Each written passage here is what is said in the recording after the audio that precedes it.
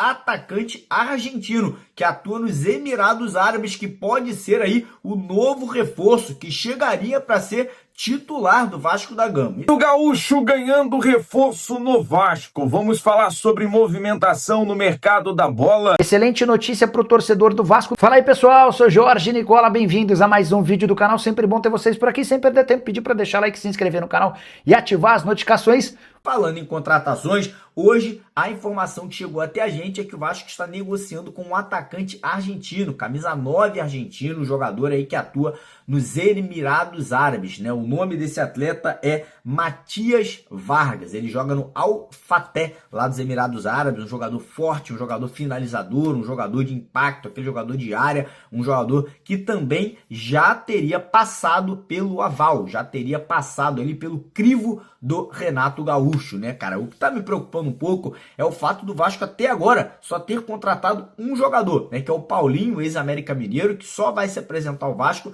no dia 1º de julho, ou seja, o Vasco, eu acho que pela necessidade, né, pela urgência que o Vasco tem de trazer um grande número de reforços, deveria estar acelerando esse processo, né? Eu acho que o Vasco deveria estar dando passos mais largos, mais rápidos em busca aí dessas contratações. Pensando já no cenário de domingo, né, inclusive o Thiago Mendes postou uma foto nas redes sociais e colocou ali a seguinte frase: correndo atrás hoje para vencer amanhã.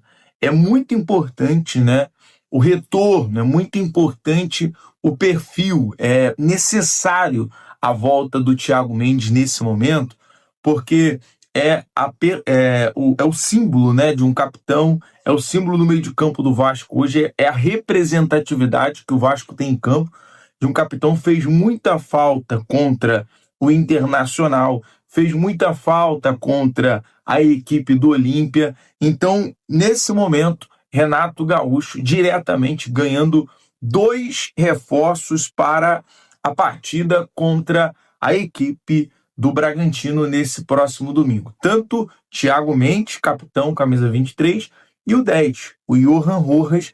Nesse cenário, são jogadores considerados de extrema importância. Renato ganhando esses 2 reforços.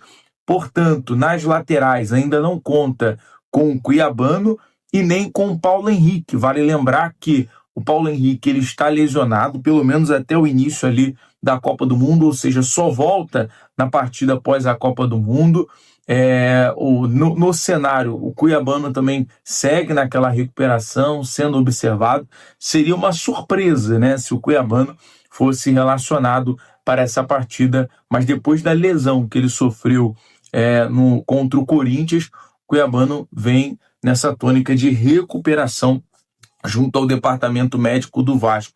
Com isso nas laterais, Puma Rodrigues na direita e o Lucas Piton na lateral esquerda, já que na última partida o Avelar fez o lado esquerdo e o Mutano, que foi expulso no jogo, fez a lateral direita. Então, voltando, né, às laterais, do Vasco, outros jogadores que nesse momento, e aí uma informação do Globo Esporte, um detalhe, né, importante a ser falado: Cuesta e Saldívia acumulam mais atuações. Renato Gaúcho tem tido essa dor de cabeça no setor defensivo com a dupla de zaga do Vasco.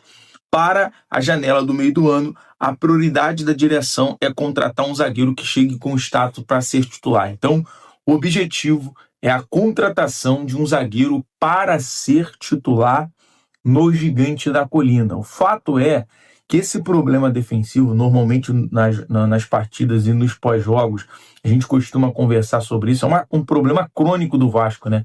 Foi uma das primeiras respostas que o Renato deu na sua coletiva de apresentação, que o objetivo dele era diluir os erros defensivos do Vasco. Eu me lembro que o Renato ele faz, inclusive, treinamento em vídeo para mostrar onde tem sido esses erros, que o Vasco, todos os jogos, tem tomado gol. E o único jogo até o momento no Campeonato Brasileiro, tá, que o Vasco não levou gol foi na vitória contra o Atlético Paranaense de 1-0. Venceu por 2-0 o Paysandu, mas todos os jogos, o Vasco tem essa facilidade de entregar o gol ao adversário.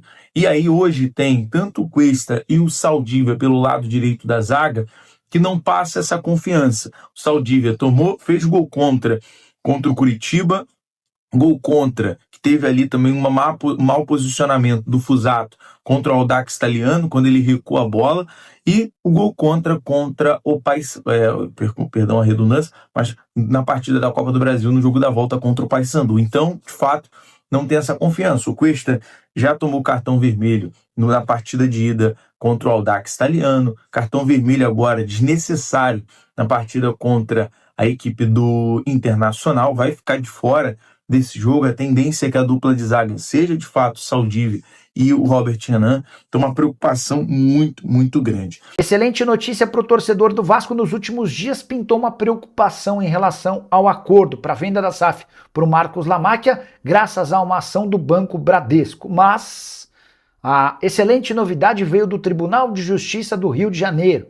É que a 20ª Câmara de Direito Privado do TJRJ negou o recurso do Banco Bradesco, que tentava anular a homologação da recuperação judicial Cruz-Maltina. Esse parecer, em segunda instância, confirmou a legalidade dos descontos. Trazendo para um português mais claro, o Banco Bradesco tentava mostrar na justiça que a recuperação judicial do Vasco foi ilegal, mas o entendimento do Tribunal de Justiça foi favorável ao Cruz-Maltino. Para o Marcos Lamáquia, filho do dono da Crefisa, seria muito mais arriscado pensar em comprar a SAF do Vasco se o acordo da recuperação judicial, que provou ou colocou todas as dívidas do Vasco dentro de certos espaços, muito mais quantificada, qualificada e muito mais organizada, para o Marcos Lamáquia seria muito mais complicado levar essa história de compra da SAF vascaína adiante sem a recuperação judicial. Com o parecer da Justiça a favor do Vasco, a tendência é que esse memorando de entendimento seja assinado muito em breve e que o Vasco possa avançar na venda da SAF ainda no primeiro semestre.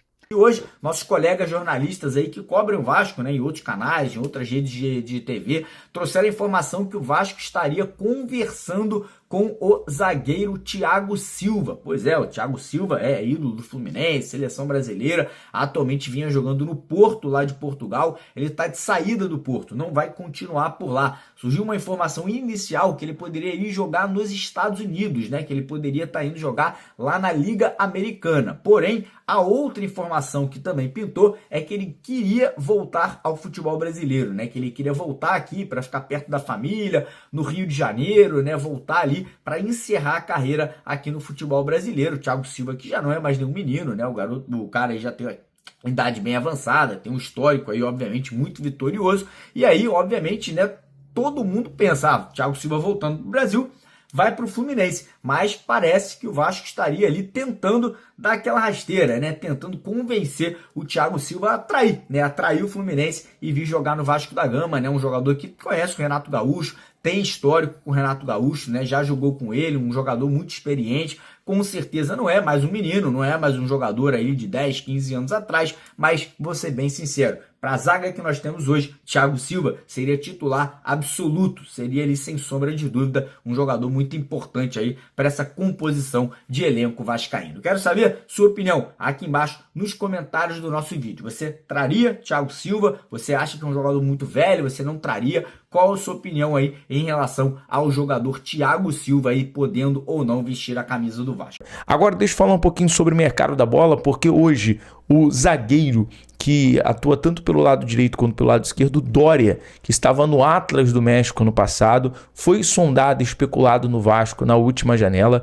Ele rescindiu o contrato com o São Paulo. Eu vou trazer primeiro a informação do Gabriel Sá, que é o jornalista que cobre o dia a dia do São Paulo, e vou falar um pouco mais sobre isso. Porque é o seguinte, o Doria não é mais jogador de São Paulo. O zagueiro acabou de assinar sua rescisão contratual com o clube.